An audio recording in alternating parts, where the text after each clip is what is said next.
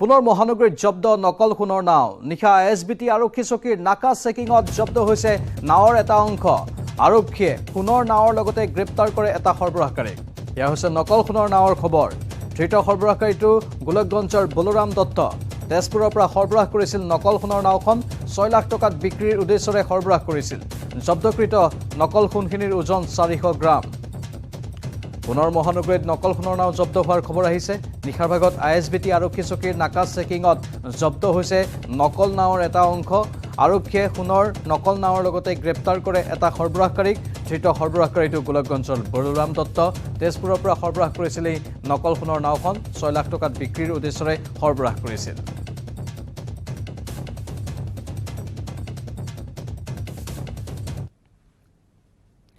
কোকৰাঝাৰৰ সালাকাটিত ৰেলপথ অৱৰোধ কাৰ্যসূচী মাৰাং বড়োক আদিবাসীসকলক উভতাই দিয়াৰ দাবী আদিবাসীসকলক অনুসূচিত জনজাতিৰ মৰ্যাদা প্ৰদানৰ দাবী বিহাৰ পশ্চিমবংগ ঝাৰখণ্ড উৰিষ্যাতো ৰেলপথ অৱৰোধ সালাকাটিৰ বৰঝাৰাত শ প্ৰতিবাদকাৰী ৰেলপথ অৱৰোধ কাৰ্যসূচী প্ৰতিবাদস্থলীত আৰক্ষী অৰ্ধসামৰিক বাহিনী মোতায়েন কৰা হৈছে আমি পুনৰবাৰ জনাইছোঁ এয়া হ'ল কোকৰাঝাৰৰ সালাকাটিত ৰেলপথ অৱৰোধৰ খবৰ মাৰাং বড়োক আদিবাসীসকলক উভতাই দিয়াৰ দাবী উত্থাপন কৰা হৈছে আদিবাসীসকলক অনুসূচিত জনজাতিৰ মৰ্যাদা প্ৰদানৰ দাবী তেওঁলোকে উত্থাপন কৰিছে বিহাৰ পশ্চিমবংগ ঝাৰখণ্ড উৰিষ্যাতো ৰেলপথ অৱৰোধ কাৰ্যসূচী গ্ৰহণ কৰা হৈছে কোকৰাঝাৰৰ সালাকাটিৰ বৰঝাৰাত শ প্ৰতিবাদকাৰী উপস্থিত হৈ ৰেলপথ অৱৰোধ কৰিছে কিছু দৃশ্য আমি টিভিৰ পৰ্দাত দেখুৱাইছোঁ আৰু প্ৰতিবাদস্থলীত আৰক্ষী অৰ্ধসামৰিক বাহিনী মোতায়েন কৰা হৈছে 1750 চনত 11 ফেব্ৰুৱাৰীত আজিৰ দিনটোতে প্ৰথম স্বতন্ত্ৰতা সেনা তিলকা মুৰ্মু শহীদ তিলকা মুৰ্মু তেখেতৰ জন্ম দিৱস আৰু আজি এই জন্ম দিৱসতে এই শুভ মুহূৰ্ততে আদিবাসী চেঙেল অভিযানে সৰ্বভাৰতত আজি বিশেষকৈ 5খন ৰাজ্যত ৰেল ৰোড অৱৰোধ কাৰ্যসূচী হাতত লৈছোঁ কাৰণ আদিবাসীসকলৰ মৌলিক অধিকাৰ এতিয়ালৈকে আমি আদিবাসীসকল পোৱা নাই অন্ততঃ ধাৰ্মিক মৰ্যাদা এতিয়ালৈকে পোৱা নাই অসমৰ আদিবাসীসকল এতিয়ালৈকে জনজাতিৰ মৰ্যাদা পোৱা নাই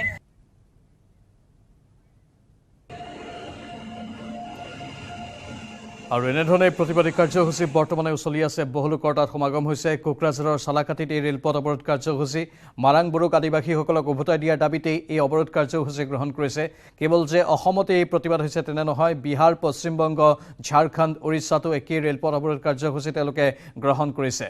এয়া সালাকাটিত শ প্ৰতিবাদকাৰী ৰেলপথ অৱৰোধ প্ৰতিবাদস্থলীত আৰক্ষী অৰ্ধসামৰিক বাহিনীও মোতায়েন কৰা হৈছে যাতে কোনো অপ্ৰীতিকৰ পৰিস্থিতিৰ সৃষ্টি নহয় তাৰ বাবে এই ব্যৱস্থা গ্ৰহণ কৰা হৈছে আৰক্ষী প্ৰশাসনৰ তৰফৰ পৰা আমাৰ সাংবাদিক সুৰজ বসুমতাৰী বৰ্তমান প্ৰতিবাদস্থলীত গৈ উপস্থিত হৈছে সুৰজ অধিক তথ্য বিচাৰিছোঁ হয়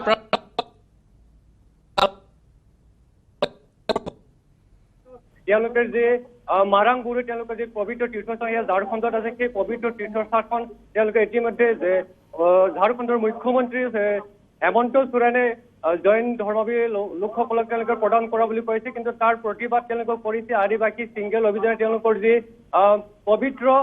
মাৰাং বড়ো সেই মাৰাং বড়ো তীৰ্থস্থানখন কেতিয়াও জৈন ধৰ্মাৱলম্বী লোকক গতাই দিয়া তেওঁলোকে বিচৰা নাই আৰু আদিবাসী ছিংগল অভিযান ইতিমধ্যে কোকৰাঝাৰৰ সালাকাটিৰ সমীপৱৰ্তী যি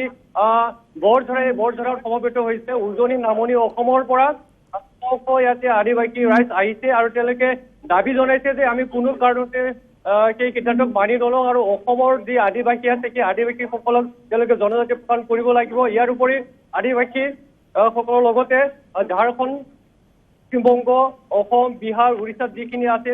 সেই আদিবাসী ভাষা সাঁওতালী ভাষা সেই ভাষাক ভাৰতীয় সংবিধানৰ 8ম অনুসূচীত অন্তৰ্ভুক্ত কৰিব লাগিব এই আপোনালোকে দেখিবলৈ পাইছে এই মুহূৰ্তত মই বৰঝাৰত উপস্থিত আছো মোৰ প্ৰতিথক মই দেখুৱাবলৈ অনুৰোধ জনাইছো ইতিমধ্যে আপোনালোকে প্ৰত্যক্ষ কৰিছে এয়া চাৰিওফালে আৰক্ষী অৰ্ধসামৰিক বাহিনীয়ে তেওঁলোকক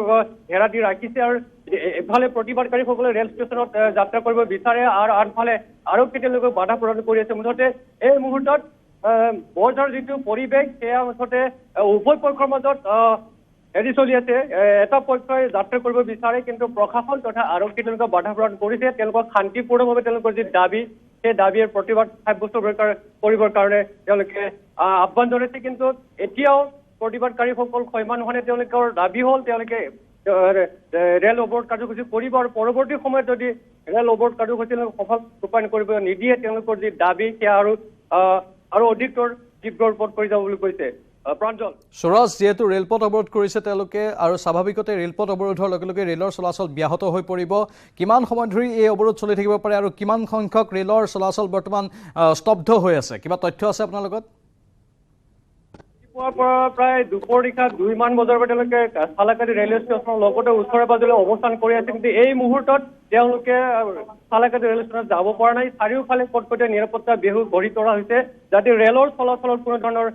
ক্ষতি নহয় বা কোনো ধৰণৰ বাধাগ্ৰস্তৰ সৃষ্টি নহয় তাৰ কাৰণে প্ৰশাসন তথা আৰক্ষী বিভাগে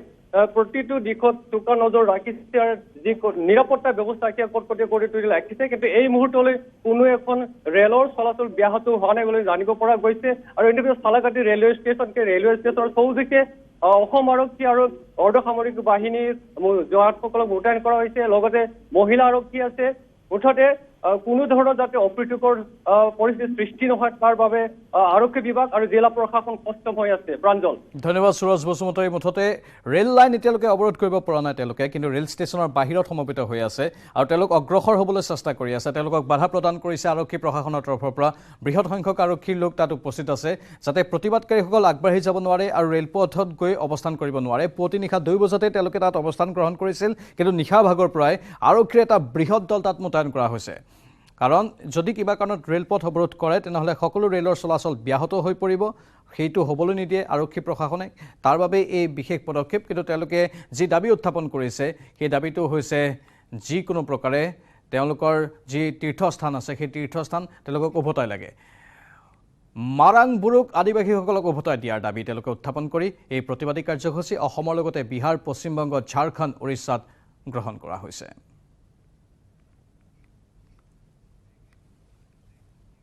আৰু বাতৰি দেখিলে সময় হৈছে বাণিজ্যিক বিৰতিৰ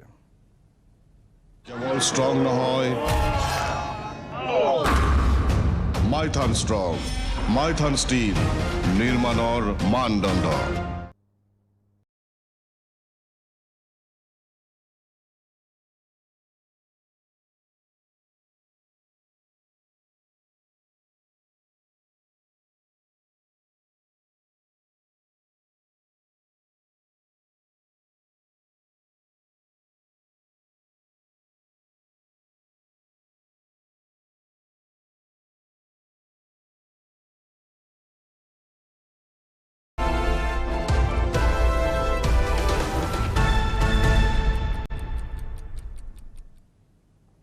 উভতি আহিছোঁ বাতৰি মাছলৈ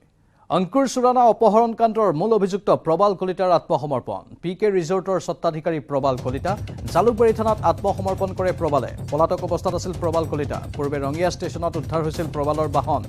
বিটকইনৰ জৰিয়তে দাবী কৰিছিল 19 কোটি টকা ইতিমধ্যে ঘটনাত জড়িত 5 জনক গ্ৰেপ্তাৰ কৰা হৈছে PK ৰিজৰ্টলৈ পাৰ্টি কৰিবলৈ মাতি নি অপহৰণ কৰা হৈছিল আৰু 2 ফেব্ৰুৱাৰীত অপহৰণ কৰা হৈছিল অংকুৰ চুৰানা ইণ্টাৰনেট কলেৰে 3 ফেব্ৰুৱাৰীত দাবী কৰিছিল মুক্তিপণ 4 ফেব্ৰুৱাৰীত আমচিঙত মুকলি কৰি দিছিল অংকুৰক এইজন অংকুৰ চুৰানাক অপহৰণ কৰাৰ ঘটনা সন্দৰ্ভতে ইতিমধ্যেই প্ৰবাল কলিতাই এটা ভিডিঅ' যোগে যেতিয়া আত্মসমৰ্পণ কৰিবলৈ আহিছিল সেই সময়তে তেওঁ ভিডিঅ'টো প্ৰস্তুত কৰিছিল তাত তেওঁ কৈছে যে মানসিক চাপত ভুগিছিল প্ৰবাল কলিতা অংকুৰ চুৰানাই বহুত মানসিক হেঁচা দিছিল প্ৰবাল কলিতাৰ ওপৰত সকলো তথ্য প্ৰমাণ তেওঁৰ সৈতে থকা বুলিও কৈছে আৰু তথ্য প্ৰমাণ আৰক্ষীৰ সন্মুখত দিম বুলি কৈছে আৰু যি আন 5 জন লোকক কৰায়ত্ব কৰা হৈছে তেওঁলোক নিৰ্দোষী বুলি প্ৰবাল কলিতাই দাবী কৰিছে সেই ভিডিঅ'টোৰ মাধ্যমেৰে তেওঁ কৈছে প্ৰবাল কলিতাই কোৱাৰ বাবেহে তেওঁলোকে অপহৰণত সহায় কৰিলে কিন্তু অপহৰণৰ কথাটো সঁচা কিন্তু মানসিক হেঁচাত পৰি বা তীব্ৰ মানসিক অশান্তিতহে তেওঁ এই অপহৰণ কৰিবলৈ বাধ্য হ'ল বুলি কৈছে ইয়াৰ আঁৰত বহুতো কাৰণ আছে সকলো কাৰণ স্পষ্টকৈ ওলাই পৰিব কাৰণ তথ্য প্ৰমাণ প্ৰবাল কলিতাৰ সৈতে আছে কিয় অংকুৰ চুৰানাক অপহৰণ কৰা হৈছিল এইখিনি আৰক্ষীৰ ওচৰত দাখিল কৰিম বুলিও উল্লেখ কৰিছে তেওঁ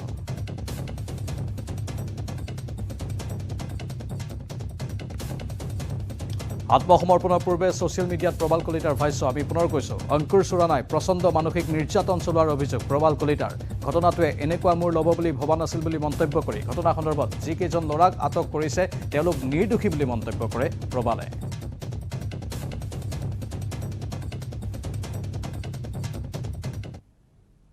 প্ৰবাল কলিতা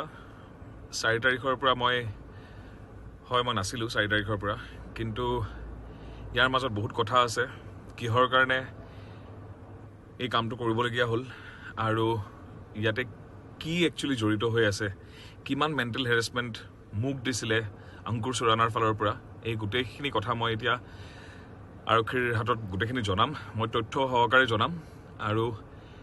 মানসিক যি মই ভুগিব লগা হৈছে ইমান দিনে সেই গোটেইখিনি মই জনাম এতিয়া আৰক্ষীৰ ওচৰত আৰু এইটো ইমান হেৰি কৰিব পাৰি বুলি ভবা নাছিলোঁ যে এনেকুৱা এটা টাৰ্ণ এটা ল'ব কিন্তু মোক মানসিক যিমান ট্ৰাবল দিছে ইমান কেইদিন সেইখিনি মই গোটেই আৰক্ষীৰ ওচৰত জনাম মই আজি চাৰেণ্ডাৰ কৰি আছোঁ আৰু ইয়াৰ কাৰণে মই যিমান মোৰ ল'ৰাকেইটা আছে যোনকেইটাক অলৰেডি ধৰা আছে সিহঁতৰ নিজৰ দুখ নহয় সেইটো মই কোৱাৰ কাৰণে তেওঁলোকে আগবাঢ়ি আহিছিলে সেইটো তেওঁলোকৰ কোনো ভুল নাই আৰু মই তথ্য সহকাৰে আৰক্ষীৰ আগত কম গোটেইখিনি কথা আৰু কোৰ্টৰ আগত কম আপোনালোকে গম পাব খুব সোনকালে গম পাব যে ইয়াৰ হেৰিত কোন জড়িত হৈ আছে অংকুৰ চুৰানাই মানসিক অত্যাচাৰ কৰিছিল প্ৰবাল কলিতাৰ ওপৰত এয়া প্ৰবাল কলিতাৰ দাবী আৰু তেওঁ আত্মসমৰ্পণৰ পূৰ্বে এই ভিডিঅ'টো প্ৰস্তুত কৰিছিল আমাৰ সাংবাদিক ভাস্কৰ হাজৰিকা বৰ্তমান দিছপুৰ আৰক্ষী থানাৰ পৰা লাইভত আছে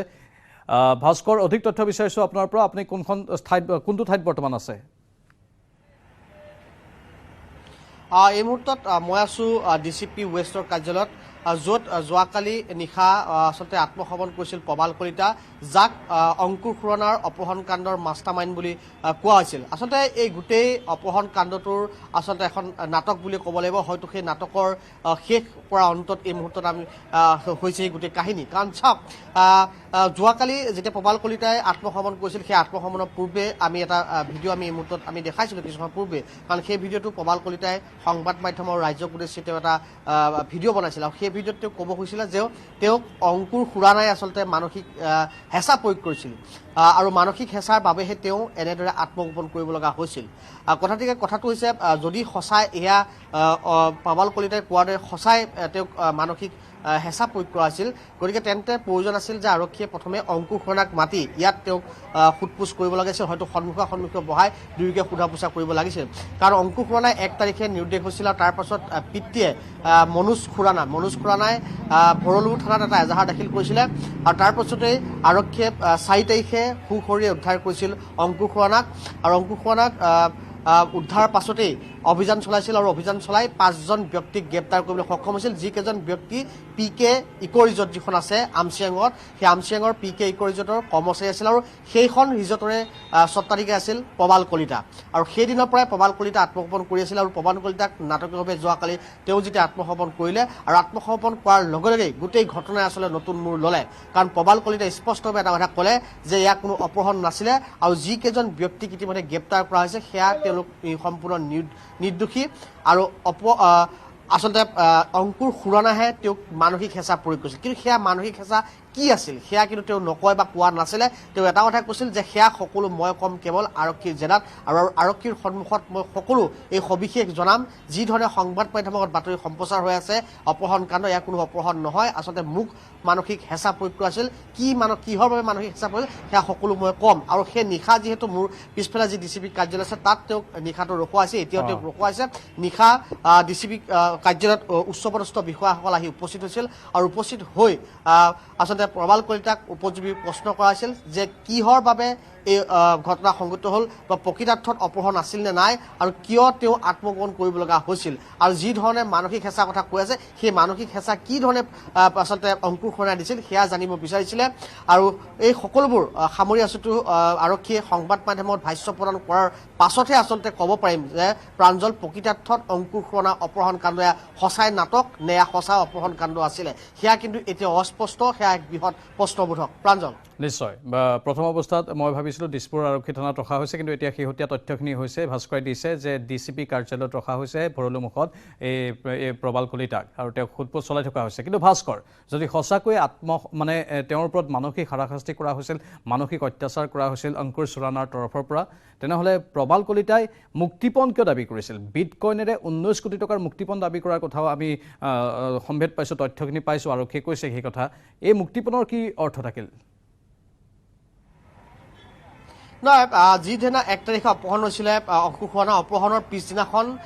অংকুৰ খুৰানাৰ যি বায়েক থাকে মুম্বাইত সেই মুম্বাই বায়েকলৈ ইণ্টাৰনেট কল গৈছিল আৰু সেই ইণ্টাৰনেট কলত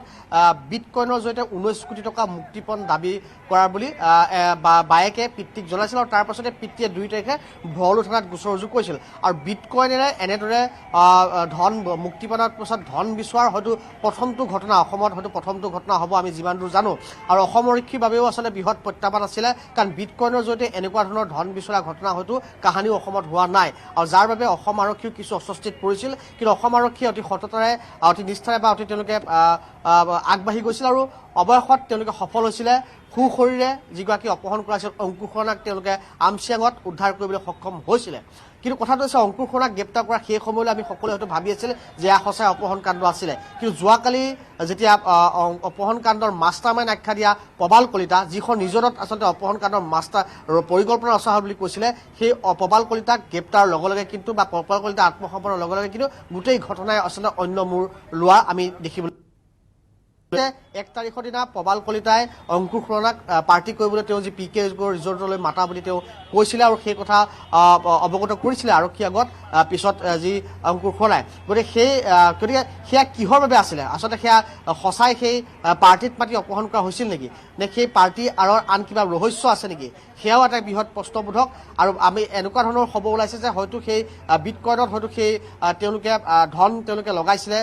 হয়তো এনেকুৱা ধৰণৰ কিবা খেলিমেলি হ'ব পাৰে আৰু খেলিমেলিৰ বাবে গোটেই ঘটনাটোক আচলতে অপহৰণৰে নাটকৰ ৰূপ দিব চেষ্টা কৰে এনেকুৱা ধৰণৰ প্ৰশ্ন আহি পৰিছে কিন্তু সেয়া সকলো বৃহৎ প্ৰশ্নবোধক এইকাৰণে ক'ব খুজিছোঁ যেতিয়ালৈ আচলতে আৰক্ষীয়ে মুখ নুখুলে বা আৰক্ষীয়ে ভাষ্য নিদিয়ে তেতিয়ালৈ কিন্তু এই ঘটনাৰ কিন্তু বৃহৎ প্ৰশ্নবোধক হৈ ৰ'ব কাৰণ এতিয়া এটা কথা ক'ব লাগিব যে গোটেই অপহৰণ কাণ্ডই কিন্তু এটা ৰহস্যৰ মাজত সোমাই পৰিছে কাৰণ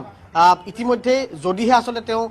এই অপহৰণ কাণ্ডত বা সঁচাই জড়িত থাকিল হয় বা প্ৰবাল কলিতাই গোটেই ঘটনাটো সঁচাই অপহৰণ কাণ্ড হ'ল হয় তেতিয়া নিশ্চয়কৈ প্ৰবাল কলিতাই কিন্তু সেই ভিডিঅ' আপলোড নিদিলে হয় আৰু কাৰণ তেওঁ নীৰৱে বা তেওঁ মনে মনে আচলতে ইয়াত তেওঁ সোমালে হয় কাৰণ আত্মগোপনৰ পূৰ্বে তেওঁ সেই ভিডিঅ' নিদিলে হয় কিন্তু আত্মগোপনৰ পূৰ্বে যিটো ভিডিঅ' দিলে সেই ভিডিঅ'ই কিন্তু বহু ধৰণৰ কথা আহি পৰিলে সেই ভিডিঅ'ই কিন্তু এই গোটেই অপহৰণ কাণ্ডত এক বৃহৎ প্ৰশ্নবোধক ৰূপে সাৰা দিলে গতিকে সেই ঘটনাৰ সকলো সবিশেষ তথ্য সকলো আমি দিবলৈ চেষ্টা কৰিম আৰু পৰৱৰ্তী সময়ত আৰক্ষীৰ ভাষ্য পাছত আচলতে স্পষ্ট হ'ব প্ৰকৃতাৰ্থত অংকুৰ খুৰানাক অপহৰণ কৰা হৈছিল নে নাই ভাস্কৰ এই মুহূৰ্তত আপোনাক ধন্যবাদ জ্ঞাপন কৰিছোঁ কিন্তু সমগ্ৰ বিষয় এতিয়া ৰহস্যৰ আৱৰ্তত সোমাই পৰিছে এফালে অংকুৰ খুৰানাই স্বীকাৰোক্তি দিছে আৰক্ষীৰ সন্মুখত তেওঁক উদ্ধাৰৰ পাছত যে এইগৰাকী প্ৰবাল কলিতা আৰু তেওঁৰ সাংগুপাংগুৱে তেওঁক অপহৰণ কৰিছিল আৰু তেওঁলোকৰ পৰিয়ালে দাবী কৰিছে যে মুক্তিপণ হিচাপে 19 কোটি টকা বিচাৰিছিল তাকো বিটকইনৰ মাধ্যমেৰে কিন্তু এতিয়া প্ৰবাল কলিতাই কৈছে যে তেওঁৰ ওপৰত মানসিক হাৰাশাস্তি কৰা হৈছিল ইয়াত অন্য কিবা কাৰণ আছে তথ্য প্ৰমাণ তেওঁ আৰক্ষীৰ ওচৰত দাখিল কৰিবলৈ কৈছে এইখিনি হৈছে এই সমগ্ৰ ঘটনাৰ এতিয়ালৈকে আমি লাভ কৰা তথ্য আৰু আপোনালোকক জনোৱা তথ্য কিন্তু সমান্তৰালভাৱে আন এক সূত্ৰৰ পৰা আমি খবৰ লাভ কৰিছোঁ যে বিটকইনৰ কথা যিহেতু আহিছে আৰু অংকুৰ খুৰানাই কেইবাটাও বিটকইন কিনি থৈ দিছিল আৰু সেই বিটকইন কেইটাৰ বাবে এই সকলো ঘটনা সংঘটিত হৈছে নেকি এটা ডাঙৰ প্ৰশ্নবোধক চিন পৰৱৰ্তী সময়ত আৰক্ষীৰ নিৰপেক্ষ তদন্ততহে সকলো সন্মুখলৈ আহিব